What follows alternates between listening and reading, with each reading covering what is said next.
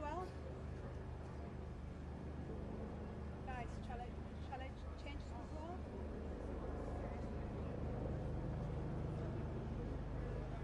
Shall I? Shall I not? Okay, hold on. I'm gonna go down. IP, CNN.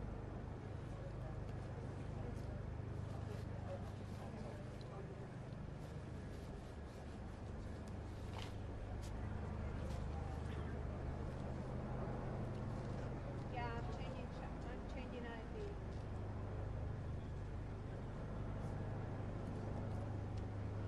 Aha.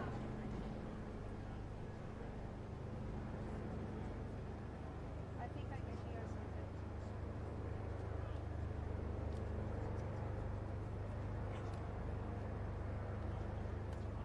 Yeah, I can hear. Okay. Karina, hold on. I'm gonna put the camera. Can somebody talk to me on the IP?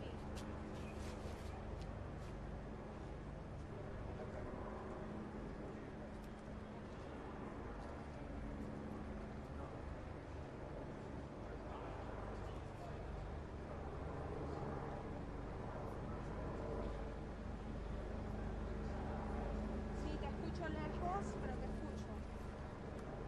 Sí, te escucho lejos, pero te escucho. Repíteme, por favor.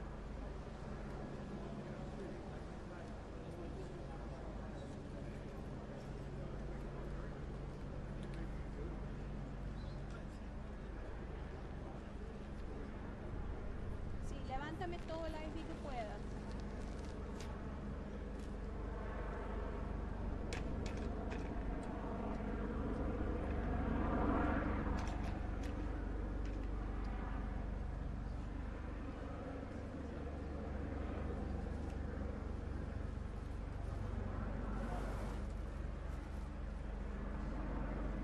Lejos.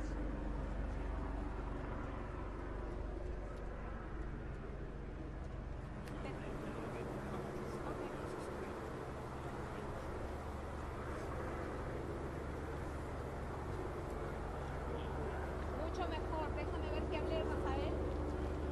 Mucho mejor.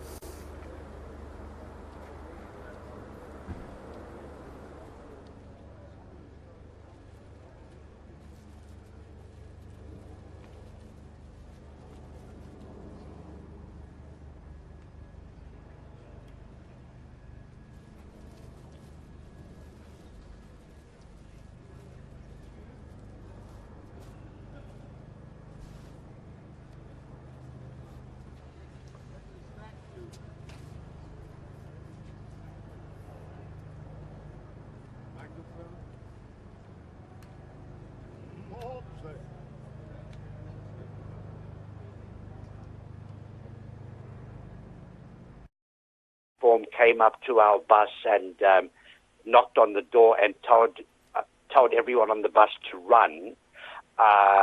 So all the tourists on our bus all ran for their lives, and we actually lost track of them because I was trying to muster them together.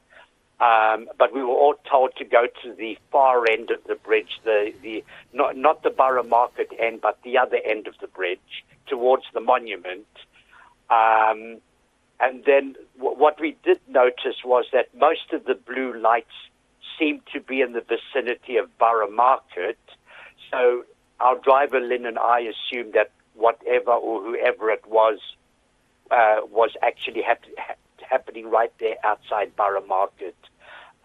We did see a few people being given CPR by, I don't know who doctors or whoever it was, I'm not sure. Certainly wasn't people in uniform. And yeah, that's it. So we had to leave our bus there. Our driver, Lynn, has now gone home, and I've just arrived home about 2 minutes ago. And we were unable to move our bus because it's part of the area of the crime scene. So yeah, so our bus is still standing there. We don't know how long it's going to be standing there for. It could even be a few days. Yeah, John, we are glad that you are safe, even if your bus is there. I just wonder, you say you saw people being treated in the road. Have you any idea of the number? How many people were affected? Well, I counted 8. 8 people? Yeah, Lynn and I saw 8 people lying down on the pavement and on the... Some of them looked like they were lying in the actual road, if you know, rather than on the actual pavement itself, in the actual roads. I mean, the problem is she was concentrating on her driving, and I had a microphone in my hand, so I took my attention off my guiding, and I was trying to do 2 things at once: find out what's happening around us, and then the people upstairs on the bus were all peering over the side of the bus, and they saw all the people lying there. And we came to a stage where a lot of the ladies on the bus and some of the children were actually crying. And, and then we were told to run, so everybody ran, and that's it. I mean, I've just got home now, and I don't know when we're going to get our bus back.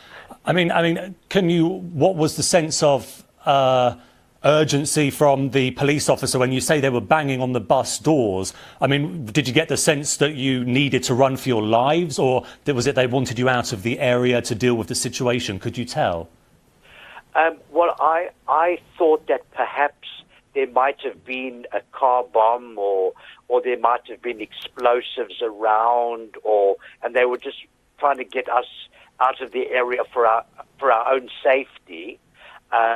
And I do know that when we got to the other end of the bridge where we were told to go, a policeman did walk past me with a sniffer dog. So I'm assuming that the dog was probably sniffing for explosives. Yeah, so I mean that's about all I know actually. Having been on the bus, so I probably don't know quite as much as what the people on the pavements knew. No. I mean, your account is very vivid. I mean, you touched on it earlier, John, but presumably you had tourists on this bus to suddenly encounter all these injured people on the road and on the pavements, yes, and then have officers banging on the door and telling you to run. What was the reaction? Not only your reaction, but also the reaction of your guests? Well, to be honest with you, I was more concerned about the guests because I don't flap so easily, and but this guy was banging so hard, he probably made the situation worse because he was banging on because the door was closed, obviously, and he was banging on the door and saying run, run, run, run, move, move, and so I said to the people on the bus, you need to get off, and they heard him shouting. And some of the women were crying, some of the children were crying, and I mean, I felt bad because they were from all over the world, and they were standing on my bus looking at all these bodies lying all over the place. And I mean, it was a really shocking sight for people on holiday, and on top of one of London's most iconic bridges. I mean, London Bridge is known all over the world. So it's... I don't know what to say because it's so weird because I remember 9/11. We were on London Bridge as well when 9/11 happened, and a lot of the Americans were getting phone calls on their cell phones, and they were saying things like, "Oh my God, oh my God," and all these years later, another situation on the same bridge. I mean, it's unbelievable.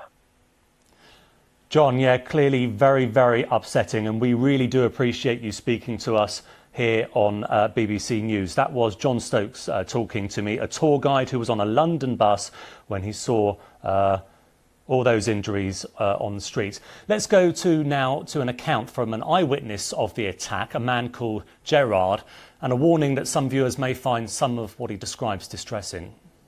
So I walk up to London Bridge, I go past the NatWest Bank, you come under the train bridge. The next minute I saw a geezer on the floor going, I've been stabbed.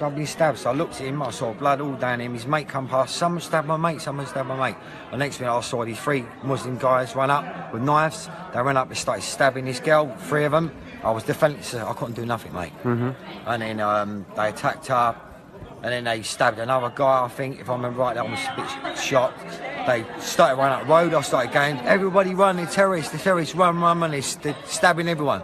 So I followed them, went down towards the NatWest Bank, towards Borough Market, and then we got round there. They started running in. They ran up to, I think, the tavern. They stabbed the bouncer. They were running in all the pubs, all the bars. I can't remember all of them, but they were running in. They were stabbing everyone. I was going to people, run. I was throwing bottles at them, pint glasses, stools, chairs. I tried to help as many people as I could, but at the end of the day, I was defenceless, mate. If I'd have fell over there, they'd probably killed me. When you're saying they were stabbing everyone, what did you actually see them do? They were running up going, this is for Allah. When they first see him, they went, this is for Allah. And they run up, they stabbed this girl. I don't know how many times, 10 times, maybe 15 times. And she was going, help me, and I could not do nothing. I tried to help her. I threw something at him. I was a bike on the floor. I tried to pick up the chair, but he was locked to it, to throw it at him, just to get him away from her. I could not do nothing. And when you look at the CCTV, the police they will see me on the CCTV at Borough Market, chasing them, or throwing bottles at them, and glasses. I know it's a silly thing to do, but I just tried to save people's life. Did they actually try and attack you? Yeah, they tried to stab me. When I threw... Do you have an injury? No. I threw something at them, like a stool, a chair, and as I threw it at them, it hit them on maybe one of them, two of them on the head, so hit them like that or on the back, and then they run towards me to try to stab me, so I run away. So I know if I slipped over, I'd been dead, man. I'd been dead. I'd been killed there and then.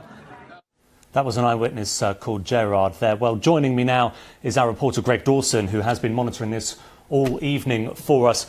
Lots of reaction now coming in from political leaders. Let's start with London Mayor Sadiq Khan. Yes, this came in around 10 minutes ago. Sadiq Khan has said, this situation is still unfolding and I would ask all Londoners and visitors to our city to remain calm and vigilant. He goes on to say, this was a deliberate and cowardly attack on innocent Londoners and visitors to our city enjoying their Saturday night. This obviously all started just after 10 o'clock on Saturday night. He says, I condemn it in the strongest possible terms. There is no justification whatsoever for such barbaric acts. We've also had some international reaction too. The US State Department has just released a statement saying all Americans stand in solidarity with the people of the United Kingdom. And they go on to say that the United States stands ready to provide any assistance that authorities in the United Kingdom may request. And I've also just been looking at a few social media accounts of the bars and pubs in and around the vicinity of Borough Market tonight, which would have been packed on a Saturday night. Borough Market in the daytime is a food market, but when it closes, it's a night spot. Lots of accounts of various restaurants and pubs saying a terrible incident has occurred at London Bridge this evening. We are deeply saddened. Another one says, customers and staff that were at our restaurant tonight are safe and have been evacuated. One more, a pub called the Greedy Goat, praying for all our friends and colleagues at Borough Market tonight.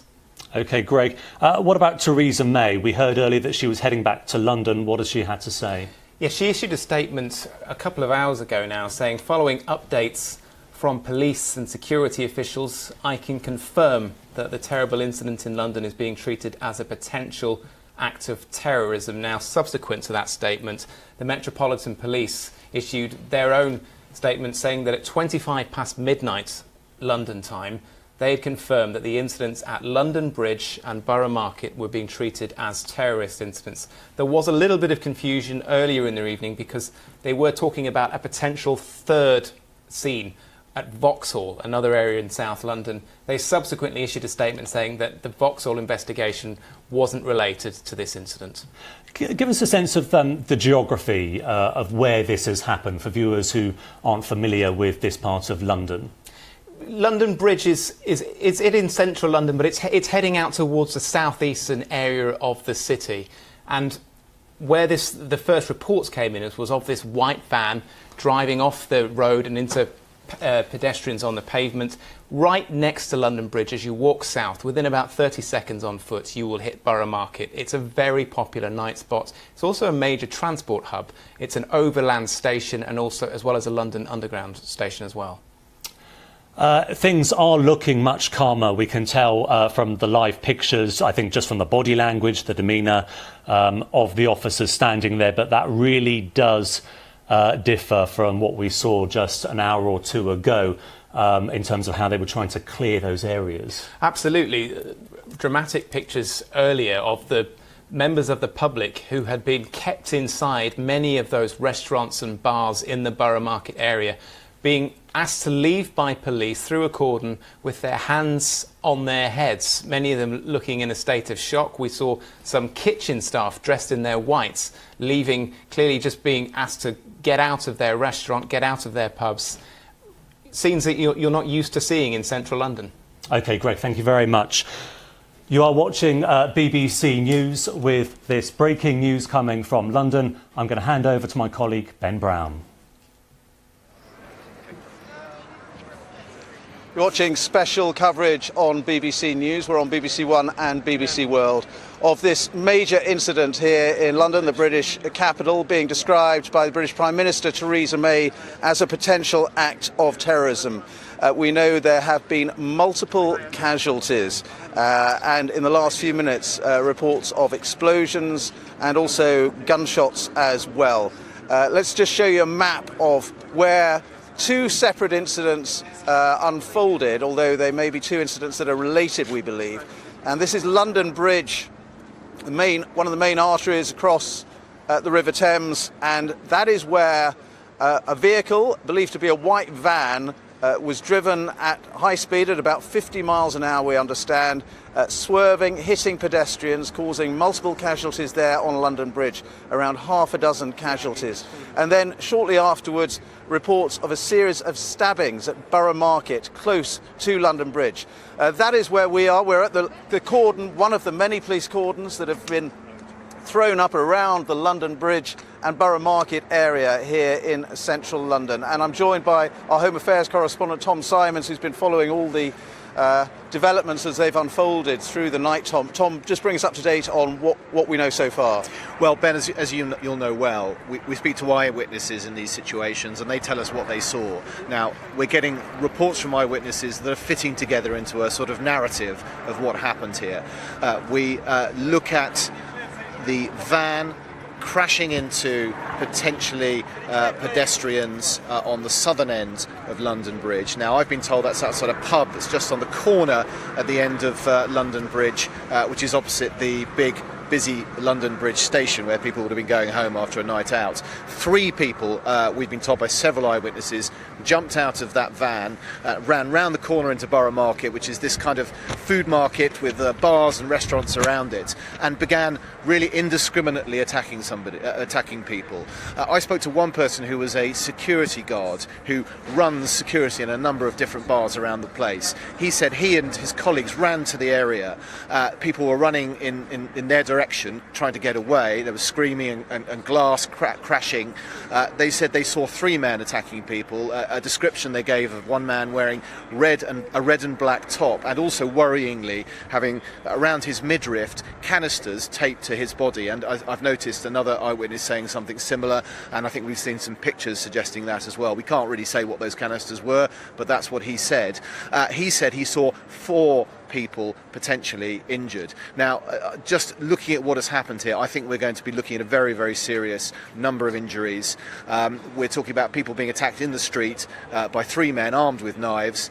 We have a police shooting incident that followed that attack by those 3 men. It's not clear who's been shot at this stage, whether the police have shot 2, 3, 1, or some of those men, and that's clearly some information we'll be hoping the police confirm at a later stage. We've seen some eyewitnesses saying that one of the attackers was on the ground, apparently dead or not moving. Another attacker on the ground may have been alive, which is obviously a very good piece of information for the police. And we don't think, Ben, I don't know what you think, but around here the police seem fairly relaxed. We don't think this is an incident that is continuing. There was a report of a stabbing at Vauxhall up the river from here. That proved to be something else. The police helicopter's been in this area, not somewhere else. So it does look like it's over, but clearly a very, very serious terrorism incident. And just to be clear, Tom, that the incidents in which the van was driven at pedestrians on London Bridge and the stabbings at Borough Market appear to be related. Yes, I spoke to somebody who said that these people ran round the corner, he described it, from where the van, and we can't see the scene, and it might be that the viewers can get a better idea from various pictures that are out there, but it seems to me from the description of where the van hit the pedestrians outside a pub that I actually know quite well, on the corner of the bridge there, that's very close to Borough Market, and that explains why we're getting these reports from the security person I spoke to, the manager, who had colleagues working in the pubs. He said people have been stabbed in my pub, in my cafe, in my bar, and other eyewitnesses saying similar things. So it seems to be taking place on the bridge, round the corner into the Borough Market area where all these pubs and bars are. And if the assailants have been apprehended, that would explain reports of gunshots, but gunshots by the police, it would appear. Yeah, we have two separate descriptions. One of gunshots at the time of the incident, and I'll say one thing on that. The police are on absolutely high alert at the moment for this sort of thing. Specialist counter-terrorism firearms officers with military-style training to deal with this sort of thing, with heavier weapons than standard armed response police officers use, and they are on standby. Also, it's opposite the station, and the British Transport Police have armed officers too, and they may well have come across from the station and got involved and helped out on this occasion. So we have that report of shootings. We don't know who has fired at who and what the outcome of that is, so we'll wait for the police on that. We've also, and people in this area may have heard this, have heard explosions from the bridge. Now, that is after the police cordons went into place, so my guess is those are controlled explosions. There will be bags lying around on the ground. The police will want to be absolutely sure that no devices have been carried by these men, left on the ground, and they'll be taking care of that. So a colleague of mine who's on the other side of the bridge says he heard those explosions. I suspect that's what it is, but obviously we have nothing yet really solid from the police. I'll just give you what the police are saying, which is that people should remain calm, vigilant and alert, and we're obviously waiting for a statement from them. Tom, just stay with us for a moment. I just want to talk to a couple of eyewitnesses who, I gather, saw the white van as it was driven across London Bridge at high speed, about 50 miles an hour, we heard, swerving into pedestrians, causing multiple casualties. Robbie Kittler is on the line, and also Joshua Land we'll talk to in a minute. But Robbie Kittler, I think you saw the van. Just tell us what you saw and heard. Hi there. So we were in the pub. My friend Josh ordered a taxi. I left, crossed the road, got into the taxi, and then looked out the window towards the pub. Josh has gone back in to get one of our other friends. 5 to 10 seconds later, I see 20 to 30 people trying to sort of run inside the pub, which, I thought was rather odd. And then a few seconds after that, a white van just came speeding down the pavement and then crashed into either a lamppost or a wall or something, I'm not sure what. And then I saw 2 or 3 males jump out of the front of the van and then just start running down the road. And then at that point, the taxi driver sort of sped off because, he didn't know what was going on, and he thought either a bomb was going to go off or there's some sort of terrorist attack. At first, he thought it might have been a car accident, but the sort of aggressiveness of the people jumping out of the van didn't seem quite right. So the taxi driver just sped off down the road. And what did, from what you could tell, what did these men look like? Like I say, it looked like there were sort of 2 to 3 males. They jumped out of the van. They looked very aggressive. I think they might have been shouting. We were on the other side of the road in the taxi, so it's quite hard to sort of make out what was going on. But like I said, at first it seemed like it could have been a sort of car accident, someone losing control of a van. But the aggressiveness and speed at which the people jumped out, and they just sort of jumped out of the van and started running down the road. So yeah, it was quite a horrible sight actually. Did you see any of the casualties that had been caused by the vehicle? No, I didn't see anyone immediately get hit over or anything like that. The taxi driver drove further down the road, and we actually saw someone that looked like he'd been badly injured, but I didn't actually see the van hit anyone. And maybe I could talk to your friend as well now, Joshua Land, who I think you were with, who you mentioned. Joshua, just tell us what you witnessed. Hey, yes. So So Robin just chatted to you. He was in the taxi across from the road. He got in. I went back into the pub. It's called the Barrow and Barrow and Banker or something on those lines. Barrow Boy and Banker. I popped in. I was in for. We're talking 10, 15 seconds, just getting my friend who we'd ordered the taxi with. I walk outside and I can't remember whether or not people were running in or what, but I remember it being a bit of a commotion.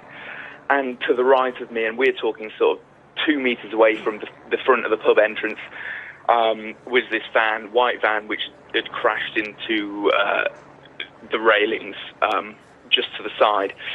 So I could sort of see that the wheels were all smashed up. The front, it didn't look too bad. I actually thought, when I saw it, I thought, okay, this looks sort of like an accident. I didn't particularly think it was a terrorist incident at this point. And like I said, I came out with my friend Christian, and we looked across where the Uber had been, and that had now gone. So the Uber had gone, so there's no Uber. Like I said, there was this van, no one in the van. But then I heard someone running up from some steps, which was just right next to the Barrow Boy. And I heard them shout, "He's got a knife, he's stabbing people."